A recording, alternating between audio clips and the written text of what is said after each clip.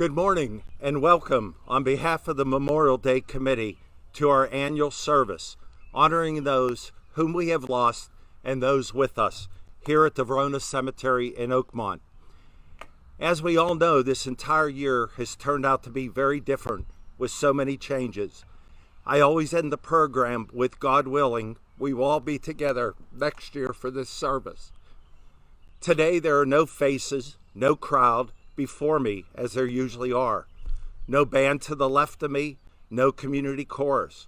What is with me today are the loving hearts listening and watching this program live streamed through modern technology, remembering the men and women that have fought and died for our freedom so we could be here today. It is different but still the same, honor and respect. With the play in the Call Assembly by Chris Collins and Jack Harden, the 2020 service here at the Verona Cemetery in Oakmont, the program will begin.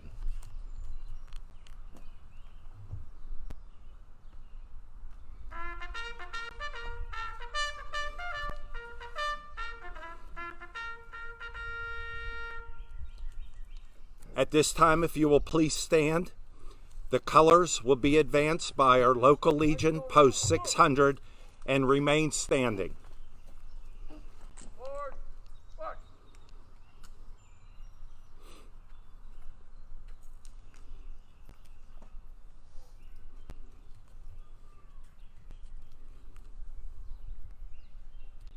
Detail. Hope. Right. Space. Forward. March.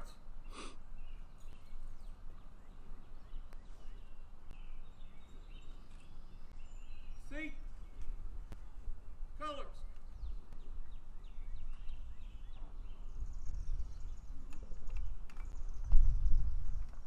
Reverse. March.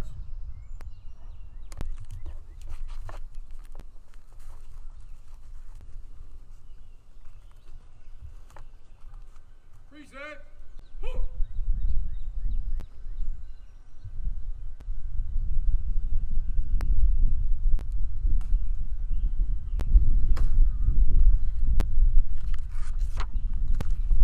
Right shoulder arm. Woo. Left. Face. Column left. Woo.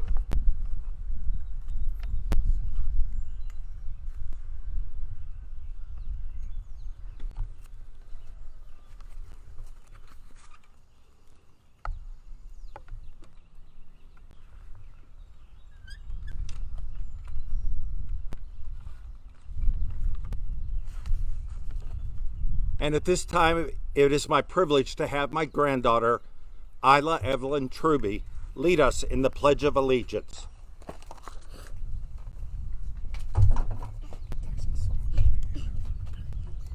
I pledge allegiance to the flag of the United States of America and to the republic for which it stands, one nation, under God, indivisible, with liberty and justice for all.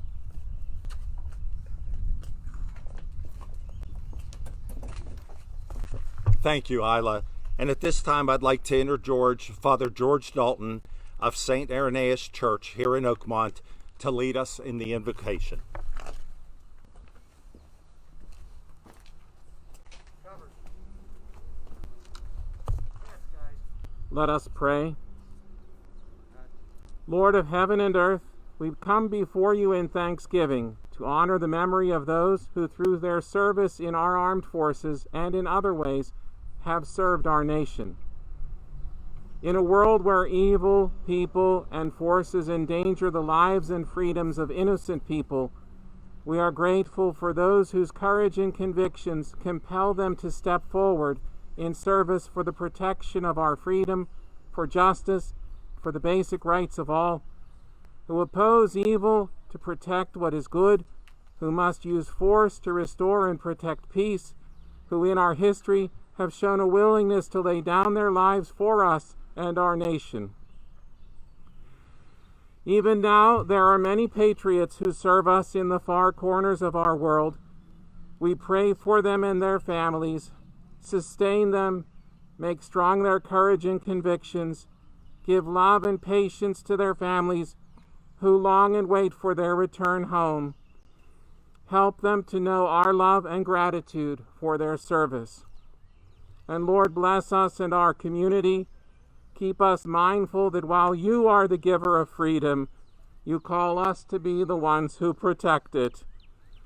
Let us never take our freedoms for granted, but help us use freedom as an opportunity to do good, to serve our neighbors, to pursue justice, to safeguard the rights of others, and to love our nation. Help us, Lord, to do for others everything you have done for us. Amen. Thank you, Father George. And at this time, we will have the national anthem sung by Ann Dapper, Mary Lear, Julie Beck, Jamie Leidick, and Jen Brenza. Please remain standing. Oh, say, can you see by the dawn's early light what so proudly we hailed at the twilight's last gleaming, whose proud stripes and bright stars through the perilous fight o'er the ramparts we watched were so gallantly streaming, and the rocket's red glare, the bombs bursting in air, gave proof through the night that our flag was still there. Oh, say the sad star-spangled banner yet wave o'er the land of the free and the home of the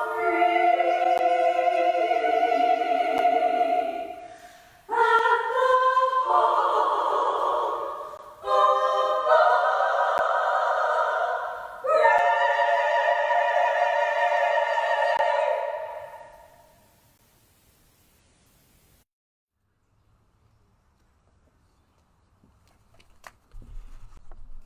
At this time, Richard Luciana will have a few words about our Vietnam veterans.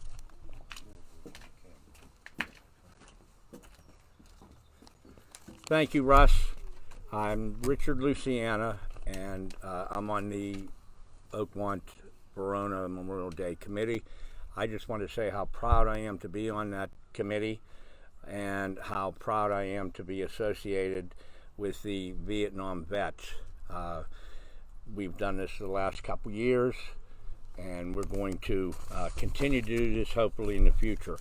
What I'd like to say about these vets before we announce their names is that these were all basically homegrown soldiers. They grew up in the Oakmont and Verona area and served in Vietnam. Somebody asked me a question after we had done this the last year, I think, and they said, well, why do you read the Vietnam vets? You know, there's a lot of other veterans and you don't read their names. Well, we do with some of them, but the reason, of course, is that these guys came back in the late or mid 70s, early 70s, some of them, and they were never recognized. They didn't march in any parade up until about I think it was 2018. So they went all those years and they were not recognized, so we thought that recognition was long overdue and want to shine a special light on them. And I'd also like to say, these guys, you know, we see them here today. I know a lot of them, like everyone, a lot of them, though, have some problems from directly resulting from the Vietnam War. So, you know, I'd like you to think about them and pray for them today and also every day of the year. And if you ever see any of them or you feel like stopping in to visit them, I'm sure they would welcome that. Just give them a little notice first. Don't just knock on their door. That could be an issue. But okay, we're going to read the names now. We have actually 4 of them present. One's going to be doing the names. So here we go. Jack Bracata, Carrie Wetmore, Chucky Schulteis, who's behind me on the stage. He's going to be reading the names. Tony Pilata is standing in front of the chairs with an American flag on his shirt. John Arce, Rich Scholl, Jim Wilson, Jimmy DeLellis, John J.B. Shaw, Bob Graham, Jack Keir, Chris Gianfrancisco, Tim McKee, Dennis Bonarotti, who is standing in front of the chairs on the far right with the black hat and the blue jeans, Tom Bonarotti, Bob Duty, and A.J. Mancini. A.J. is in the middle with the khakis on. And we also want to mention the killed in action. There were two of them from the Oakmont, Verona area. One is John P. Grimmenstein, and the other is Ed Guest. Thank you very much.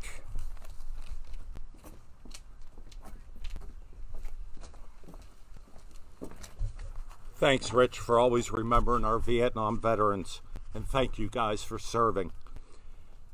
I'm very proud and honored to introduce our speaker this morning, Greg Holden. He's Oakmont born and raised.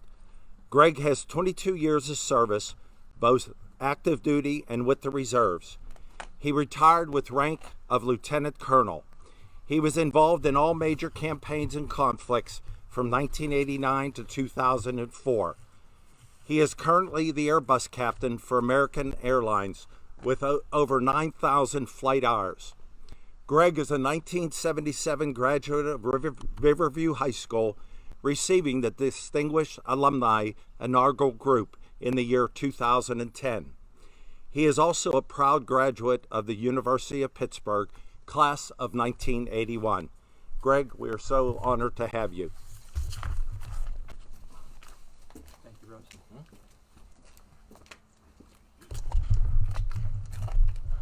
Good morning, everyone.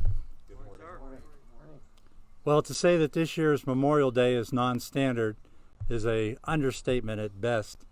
But as we all realize, these are fairly non-standard times. Despite the challenges and hardships that we face, it's our duty with Memorial Day to continue to honor those who have paid the ultimate sacrifice and service to this great nation, no matter what the obstacles. So, with that as our mission, let's go forward with this year's program. This event brings back so many treasured memories from my time growing up here in Oakmont. Many Memorial Days past, my father and I would make the short walk from our home at 515 9th Street up here to the cemetery to be part of this ceremony. It was my father who gave importance to this day for me. By the way, he always referred to it as Decoration Day from his time growing up. My dad helped me understand the true meaning and importance of this day, which supplanted the meaning and belief that I put in it, which was summer would soon be here, the school year would soon be over, and all the treasures and joys that summer holds for a young boy would soon be within my grasp. My father was a man of great curiosity, and even though his formal education went no further than high school, his knowledge of life and many things within it seemed to be at a doctoral level. He had a way of explaining things to me that in a manner that clarified, enlightened, and enhanced my understanding of thousands of topics without ever making me feel belittled in my lack of understanding. And trust me, sometimes he had to really lower his standards down to meet mine. Because of my dad, when I was asked to present this speech, I thought of him and the moments that we shared together at this event. And I thought of how I might honor him and the importance that he placed on such events as Memorial Day. I was always amazed at how much of the history behind events my father knew. So, with my dad's example as my guidance, I thought that today, together, we might all gain a little bit better understanding of the history behind Memorial Day and some of the reasons for its importance to you, to me, and to this country. First and foremost, Memorial Day is a federal holiday set aside for remembering and honoring military personnel who died while serving in the United States Armed Forces. There are also two other dates that celebrate those who served or have served. Veterans Day, observed on November the 11th, celebrates the service of all U.S. military veterans. And Armed Forces Day, observed on the Saturday in May, and that honors those currently serving in the U.S. military. But let's look at this day, Memorial Day. There's a great deal of debate about the origins and observances of Memorial Day. I'm going to try and condense some of the information that I've gathered from several reputable sources into the following brief history. Originally, the observance was known as Decoration Day, due to the practice of decorating the graves of fallen soldiers from the Civil War with flowers. The first recorded account of such a decoration event dates from June 3, 1861, in Warrenton, Virginia. This Decoration Day was for the funeral of the first soldier killed in action in the Civil War, John Quincy Marr, a Confederate soldier who died 2 days earlier on June 1, 1861, during a skirmish at the Battle of Fairfax Courthouse in Virginia. From this point on, there are several years of a developing transition of decorating fallen Civil War soldiers' graves in both the South and the North. Many assume that President Abraham Lincoln's 1863 Gettysburg Address signified the origin of Decoration Day, but most scholars agree that this wasn't the case. One of the first instances of Union soldiers being decorated was actually documented in Charleston, South Carolina on May 1, 1865. On this date, recently freed African American slaves held a parade of 10,000 people to honor 257 dead Union soldiers whose remains they had reburied from a mass grave found at a Confederate prison camp. For several years, there are separate observances held both in the North and the South. In fact, on July 4, 1864, ladies decorated soldiers' graves in Boalsburg, Pennsylvania. That's a small town just to the southeast of State College. For many years, Boalsburg promoted itself as the birthplace of Memorial Day, but has never had that claim validated. Finally, on May 5, 1868, General John A. Logan issued a proclamation calling for Decoration Day to be observed annually and nationwide. General Logan was the commander-in-chief of the GAR, which stands for the Grand Army of the Republic. It's an organization of and for Union Civil War veterans. With his proclamation, General Logan adopted the Decoration Day practice that had begun in the South. Northern states quickly adopted the holiday as well. During that month of May in 1868, memorial events were held in 183 cemeteries in 27 states. According to historians, the May date was chosen because it was a way to ensure that flowers would be in bloom in the North. Now we move forward to May 26, 1966. President Lyndon B. Johnson signed a presidential proclamation naming Waterloo, New York, as the official birthplace of the holiday. This proclamation was based on a congressional recognition of the town's patriotic tradition of observing Memorial Day for 100 consecutive years. Waterloo also credited two of their local men as being the founders of the holiday, but again, scholars determined that this founders event or account wasn't true. However, Waterloo still holds the presidential proclamation given by President Johnson. The name Memorial Day, which was first recognized in 1882, gradually became more common than Decoration Day after World War II, but was not declared the official name by federal law until 1971. On June 28, 1968, Congress passed the Uniform Monday Holiday Act, which moved 4 holidays, Memorial Day included, from their traditional dates to a specified Monday in order to create a more convenient 3-day weekend. This change moved Memorial Day from the traditional May 30th date to the last Monday in May. This law took effect, as I said, in 1971. After some initial confusion and unwillingness to comply, eventually all 50 states adopted the change of the date, but it did take a few years. Since the changing of the date, many veterans groups have advocated the returning back to the original date of May 30th.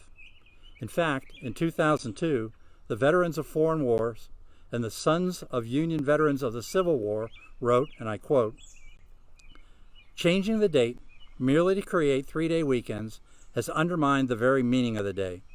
No doubt this has contributed a lot to the general public's nonchalant observance of Memorial Day." I can't say that I agree with that statement, but you can make your own decision on how you feel about that. Another aspect of Memorial Day was added in the year 2000. Congress passed the National Moment of Remembrance Act, asking Americans to take a moment to stop and remember those who have made the ultimate sacrifice to our country at 3 p.m. their local times. I ask that you please take that into consideration this afternoon.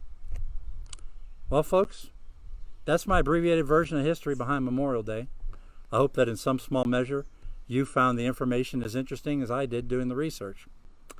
I'm also guessing that you believe that this would conclude my remarks here today. Let me explain something to you. You give a pilot an audience, a microphone, and no time limit, you have just crossed into some very dangerous territory. Normally, there's nothing I'd like better than to go on telling you endless stories of tales and adventures of my most favorite subject, me. Don't worry, I'm going to spare you that agony today. I do ask that you stay with me for just a bit longer, though. Hopefully what comes next will enhance your understanding of why we honor these heroes today. There's a common thread that links all of the service members we honor today.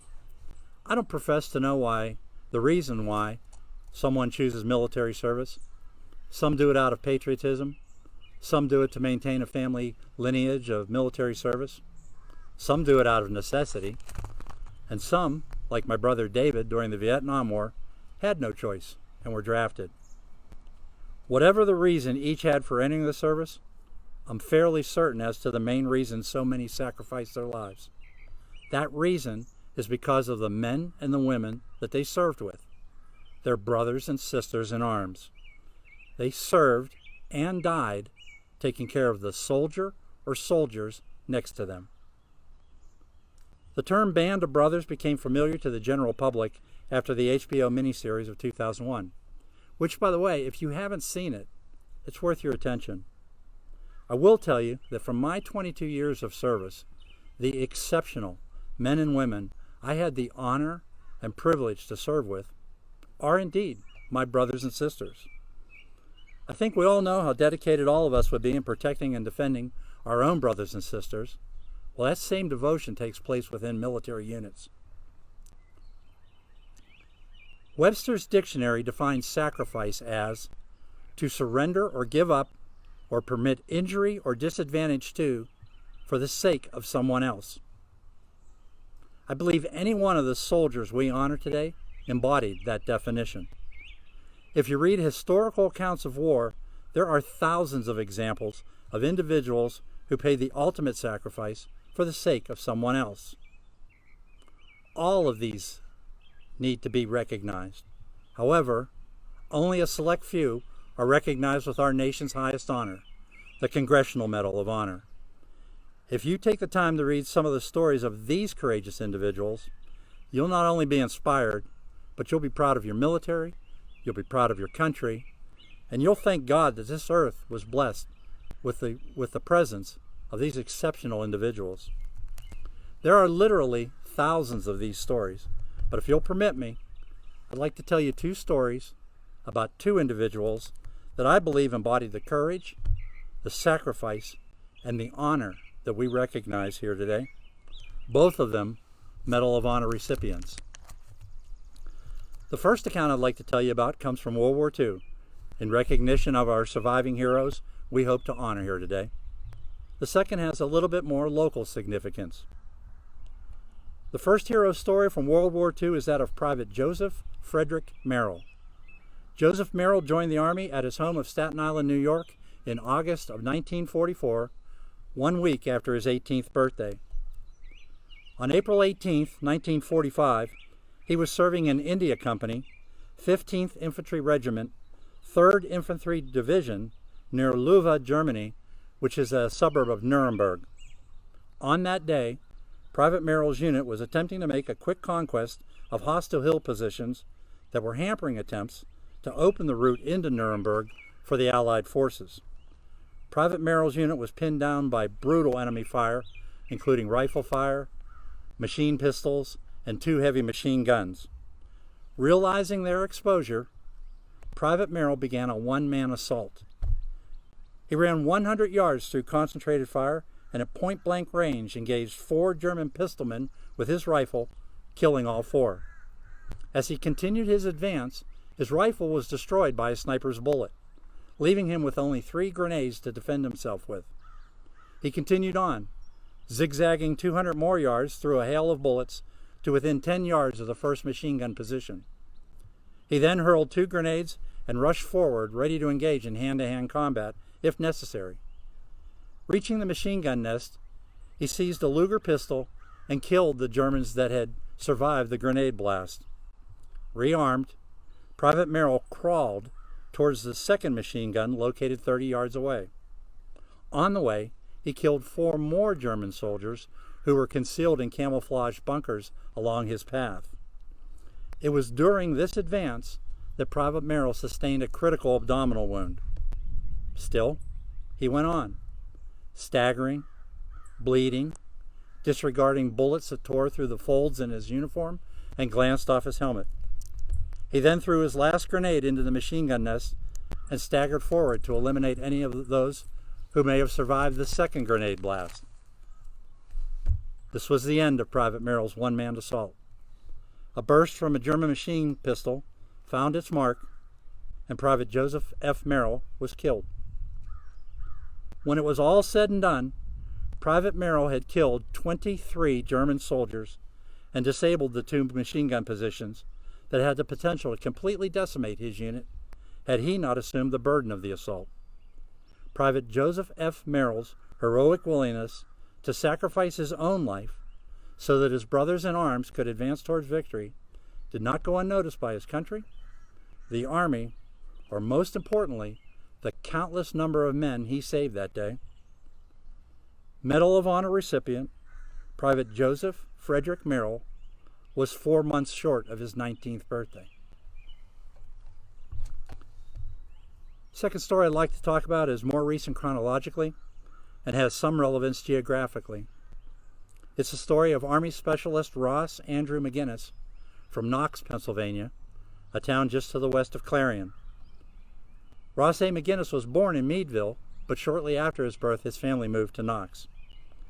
When Ross McGinnis's elementary and high school teachers were asked about him, none of them exalted either his love for learning or his academic achievements. His 9th and 11th grade French teacher at Keystone High School described Ross this way: "He stood out, but just by bits and pieces. When he stood out, a lot of the time it was because of his wit or because he was trying to get away with something. He never did any more or any less than a lot of the other kids I had in class, although he was charming in his little way." Ross McGinnis joined the Army right out of high school. According to his parents, the change in their son was immediate. He seemed to walk taller, show more respect, and convey confidence and purpose. In many ways, as his parents believed, joining the Army was the best thing that ever happened to their son. In the Army, Ross quickly demonstrated exceptional skill in learning required tasks, showed great physical stamina, and displayed traits of a true leader. He apparently had found his place. Despite his newfound determination, his family, his friends, and his Army brothers and sisters said that he never lost his infectious sense of humor or the ability to make the people around him just plain feel better.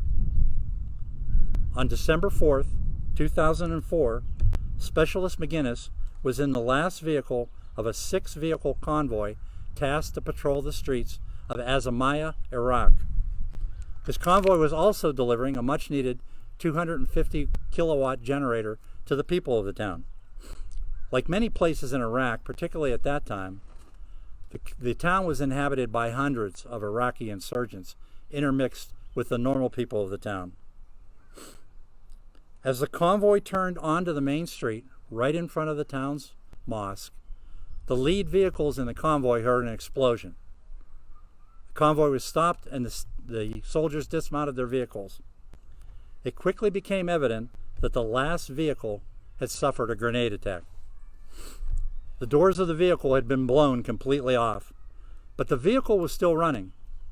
The major in command of the convoy, trying to limit their exposure to an ambush, dispatched another soldier to take over and drive that vehicle back to their nearby outpost.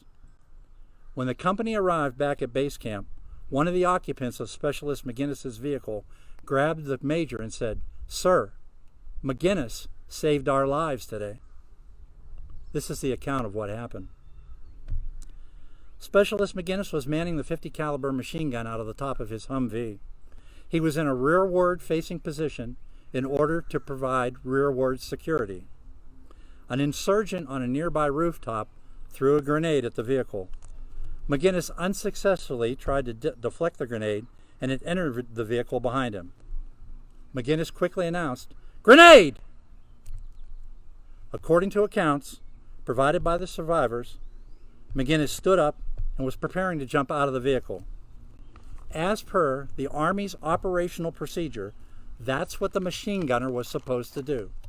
He's supposed to announce the grenade, give a fair amount of time for the soldiers in the vehicle to react, and then he's supposed to save himself. For quite possibly the first time in his Army career, Ross McGinnis didn't obey operational procedure.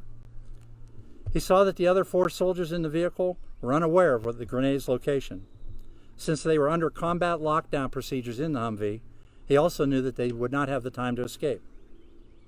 Specialist McGinnis pushed aside his harness strap and he laid down with his back on top of the grenade. It detonated, killing him instantly. Of the 4 soldiers in the vehicle, 2 sustained minor injuries, 1 sustained a concussion, and a 4th, Staff Sergeant Ian Newland, sustained severe injuries but fully recovered. The only casualty from the explosion, Medal of Honor recipient, Specialist Ross Andrew McGinnis, was just 19 years old. The impact of Ross McGinnis's actions that day are forever etched into the lives of those 4 men whose lives he saved. I really think a quote from Staff Sergeant Newland gives us the best perspective. He said, "By all means, I should have died that day. He gave me a life that he can't have now. There isn't a single day or hour that goes by that I don't take in everything. The smell of my daughter's hair, the smile my son gives me out of nowhere, the soft touch of my wife's hand just driving in the car. Normally, these are things that people might take for granted. I'm able to appreciate and have these things all over again every day, every hour, because of what Ross did." Ross McGinnis sacrificed his life for his country, for his service, but most importantly, Ross McGinnis sacrificed his life for his brothers in arms. Through the actions of these 2 exceptional men, along with so many others, we realize that true heroism and sacrifice are not limited by the era in which they take place, nor the age or experience of the individuals involved. Acts of heroism are, in fact, not limited by time or space. I don't know how all of you feel, but when I learn about acts of heroism and sacrifice like those demonstrated by these 2 heroes, and so many, many others, I always have to ask myself, would I do the same thing if faced with the same situation? Could I do the same thing in the same situation? It's a tough question, and it's not easily answered. The best answer that I've ever been able to come up with is I don't know. And with that being my best answer, my appreciation for their courage, their dedication, and their total disregard for their own safety grows limitlessly. We honor Private Joseph F. Merrill, Specialist Ross A. McGinnis, and the over 1.3 million other heroes who have given their lives in service to this great nation. We, as a nation, are forever indebted and grateful for their sacrifice. But we are also forever diminished through their absence. They were truly some of the very best this country had to offer. Today, we would normally have our parade, have our cookouts, and our treasured time with friends and family. Unfortunately, due to this demon virus, that's just not possible this day. I've no doubt that before too long, we'll be able to celebrate that way again. That's how it should be. The heroes we honor today have, through their service and sacrifice, provided us those rights. We can continue to honor our heroes even after today, remembering their stories, remembering their actions, and remembering their courage. Through these remembrances, they remain alive with us, and you can reach out to them whenever you want. You can do it today. In fact, you can do it any day you choose. The best time that I've ever found to do this is when the day begins to wind down and quiet starts to take over. You can find them. They're out there. You simply need to look to the horizon and listen with your heart. Everyone, I thank you for your time and your attention you've given this day. And as Coach Chuck Wagner might have said, way to hang in there tough. It has truly been my honor to be here today, no matter what the circumstances. I hope you'll enjoy the rest of this day, no matter how you choose to spend it. Please take the moment to observe the moment of remembrance at 3 p.m. And please remember and honor our fallen heroes. May God bless you and those who mean the most to you, safe, healthy, and secure. And may God bless the United States of America and continue to guide and protect us all going forward.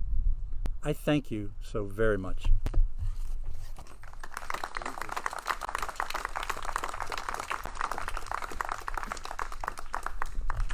Welcome home, Greg.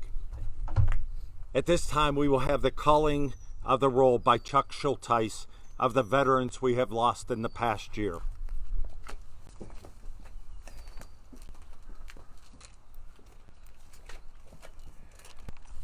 First off, I'd really like to say how much of an honor for the last 2 years now that I've been able to say the names of the ones that we have lost. Before I begin, I was sitting on my porch last night going over the names. And the funniest thing was I started reminiscing about Memorial Day when I was a little child growing up in Oakmont. Memorial Day was one of the biggest deals of all time for children. I remember specifically I'd spend 1 to 2 days just decorating my bicycle. You had the red, white, and blue camouflage with this confetti that goes around. You had the streamers hanging out. Okay, do you remember that? But the one thing I truly remember, I was down between 5th and 6th Street. We'd all ride our bikes to Pennsylvania Avenue and wait for the parade. And boy, it was a big parade, long. But the thing was always touched my heart after all these years. A lot of marching bands, Cub Scouts, Boy Scouts. The thing that always touched me forever, there was a group of soldiers that came up that hill. And I still remember it was Mr. Hamilton, and they had a color guard. And they marched all the way up Pennsylvania Avenue. And I remember staring at these guys. I was so impressed. These soldiers were, you know what I mean? So I just wanted to share that because I know those days are pretty much gone, but those memories will never leave. I'll begin with the names. Glenn F. Earhart, Thomas Edward Allen, Albert H. Altman, Charles J. Benagowski, Emil J. Benas, WW2, John J. Bassetti, Vietnam, Robert E. L. Pat Braden, Arthur J. Broader, WW2, James E. Brown, Edward A. Brown III, WW2, Harry T. Butterbaugh, Korea, Joseph Kelfie, Vietnam, Jerry D. Davis, Glenn DeFazio, Camilo DeLellis, WW2, Dale Richard Dixon, Vietnam, James B. William Dixon Sr., Korea. James P. Downey, Korea. Stephen M. Dontra, Vietnam. William A. Easler, Sr., WW2. Robert Michael Fadaco. John E. Fitzgerald, WW2. Wilson Douglas Fletcher, Korea. Frank J. Furco, Korea. Thomas Gaybud, Korea. Paul W. Gigler Sr., Vietnam. Nick Gross Jr., WW2. Arthur James Jim Graham, Korea. George Hawker, WW2. David Horton Jr., Persian Gulf. Carl F. Godlach. Daniel O'Neill, Houston, Vietnam. Leslie Jackson, Vietnam. Jeffrey Jersey, a local friend of ours from back in the day, Vietnam. Joseph B. P. Bud Kumar, WW2. Lawrence Edgar Leffler. Sam F. Manuel, Korea. Paul Mazur, Vietnam. Robert Lee McCracken. Christy Moratis, WW2. Richard J. Dick Morris, Korea.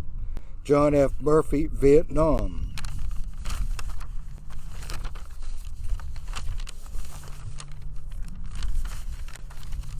Roy V. Knoll, Vietnam. Paul Olson. Lawrence Osenborg, Vietnam. Robert S. Bob Phillips, Vietnam. Robert Rice, Korea. Donald R. Roth Sr., Vietnam. Thomas Rowe. Joseph J. Shifkins. George W.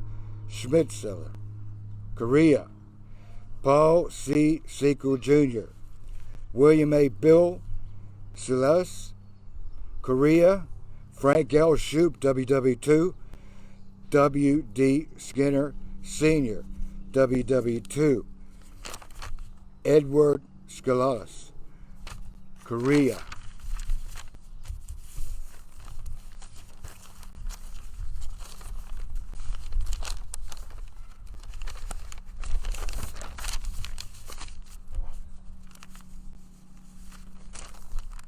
Donald G. Steele, WW2. Joseph P. Soreski, Korea. Russell O. Truby, WW2. Ben F. Walker. Raymond Edward Weir, Korea. Robert G. George Williams, WW2. John J. Wilmer, Sr., Korea. Donald M. Uros. William B. Young, WW2. May I say this, God bless America. Thank you.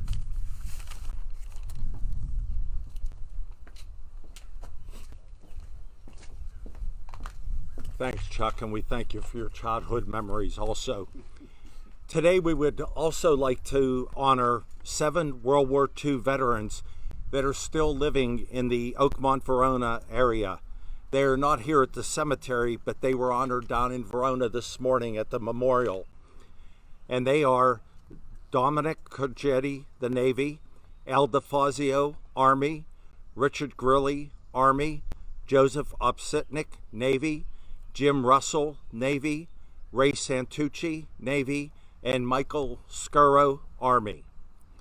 Also today, we'd like to recognize our Riverview High School American Legion winners. They are Molly Honor and Jack Loughran. Congratulations, young folks. And at this time, we will have the decoration of the chairs. Jill Mason will be our presenter, and she will be escorted by Dennis Bonarotti, Dr. Herbert Flynn, Retired Sergeant First Class Michael Maggio, Bob Sloma, Joseph Luciano III, and Harry Slagle. And I apologize, Jill Mason, that is her maiden name. She is married to Jim Ruling now, but I know her as Jill Mason. Thank you. And at this time, we will have the Revolutionary War represented.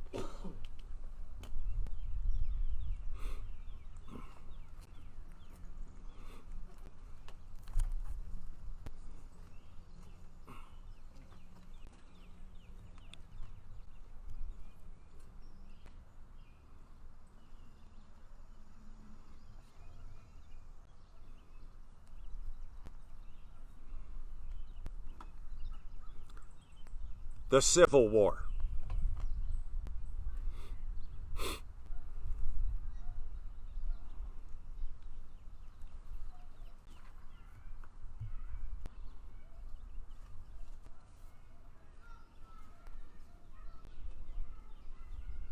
World War I,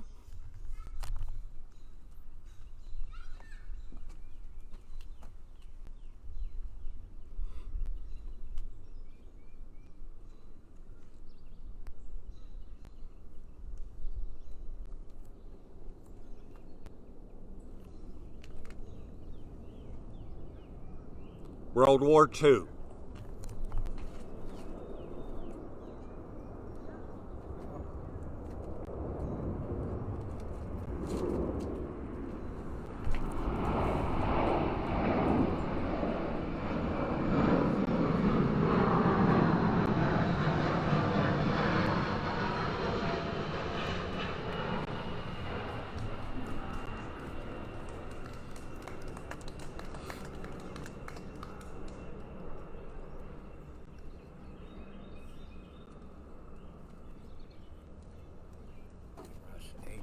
Mancini's going to do a chair. That's the guy in the khakis. Korean War,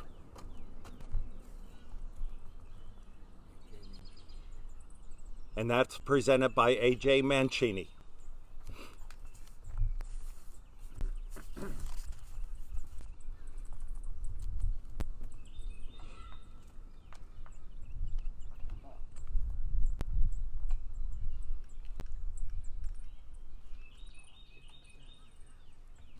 Vietnam War,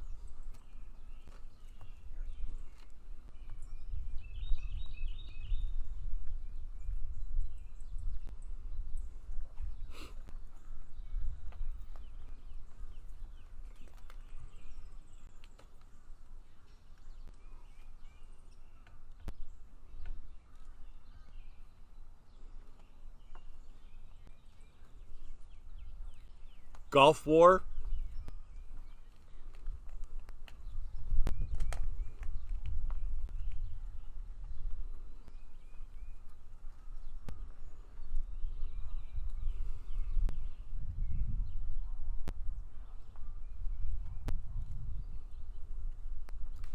Operation Enduring Freedom, and Operation Iraqi Freedom.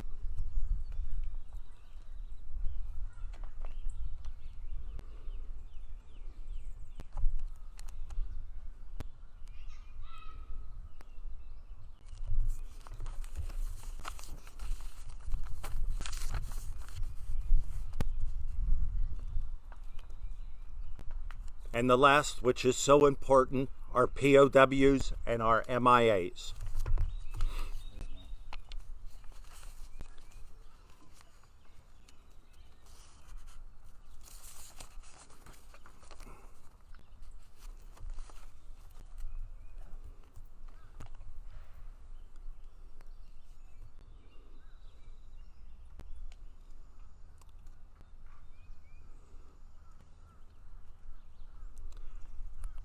And at this time, we will have a tribute of our armed forces sung by our Oakmont ladies.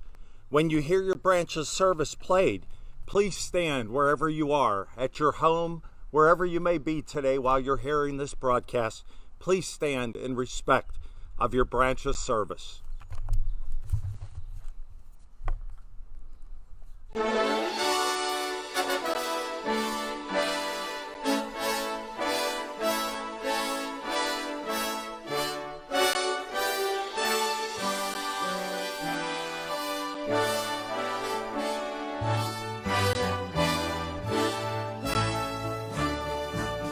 Army! Over hill, over dale, as we hit the dusty trail, and the key songs go rolling along.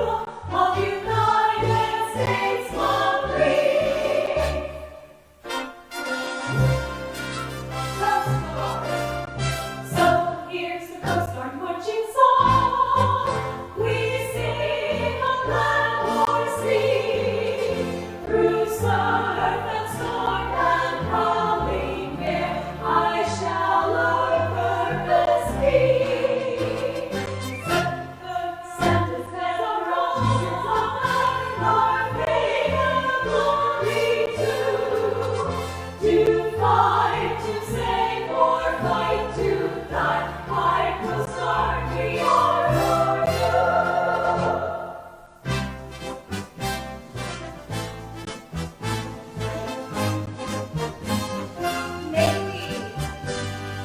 Anchors away, my boys, anchors away. Farewell to foreign shores, we sail and break of day. Our last night ashore, free to the full, until we meet once more. Here's wishing you a happy voyage home. Air Force! Off we go into the wild blue yonder, flying high into the sun. Here they come to meet our thunder, and the boys give her the gun, give her the gun now. Down he dies, coming a blade from under, off with one hell of a roar. We live and play for the long and play, nothing will stop the U.S. Air Force. Oh, beautiful for spacious skies, forever waves of gray, for purple mountains, majesty, all through the day. America, God shed His grace on thee, and crown thy good with brotherhood, from sea to shining sea.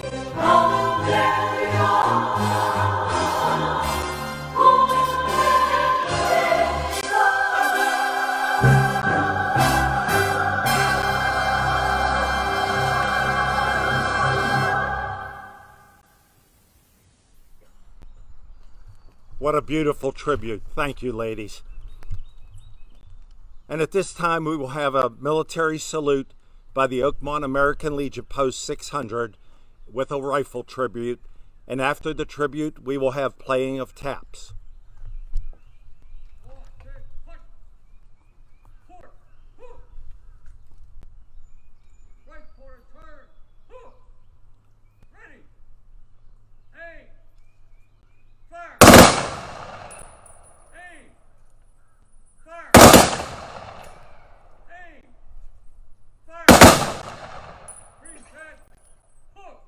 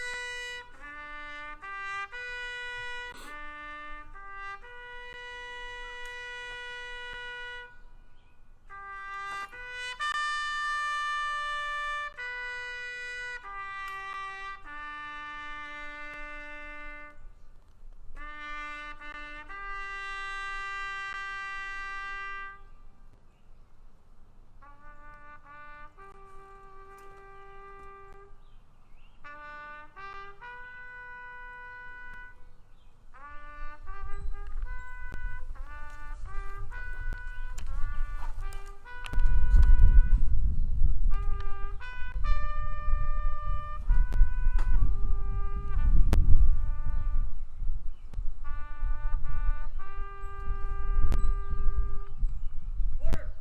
Woo. Parade. Rest. And at this time, Father George will have the benediction, and I will have a few short words after his prayer.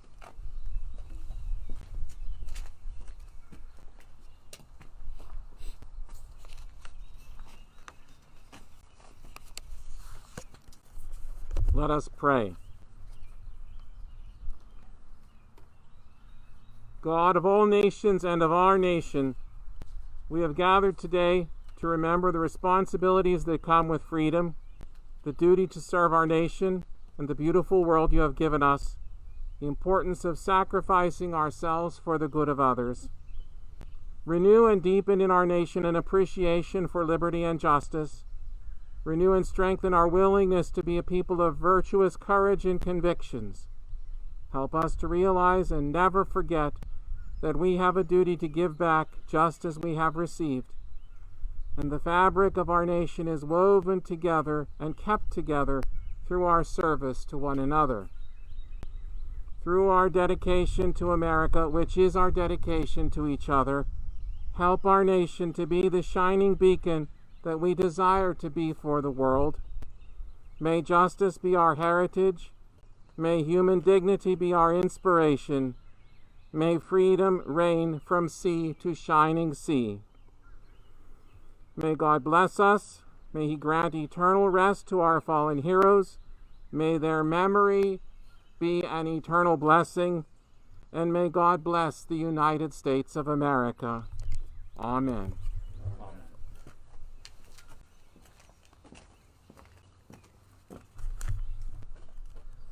My final words today, I wish you all could be here to see this cemetery because it's beautiful today and the sky is just so perfect blue. The staff here, I'd like to thank the cemetery workers for all their hard work and the cemetery board for supporting them. And the Oakmont Lions planted around the memorial and it looks beautiful too. So hopefully next year, as I always end with, I hope we all meet again. Thank you and God bless. I hope this service helped everyone remember Memorial Day. Thank you.